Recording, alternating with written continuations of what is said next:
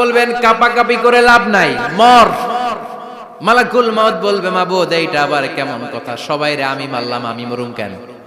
আমি না মারছি, আমি না মেরেছি, আমি মরবো কেন? আল্লাহ বলবেন কথা নাই, মর।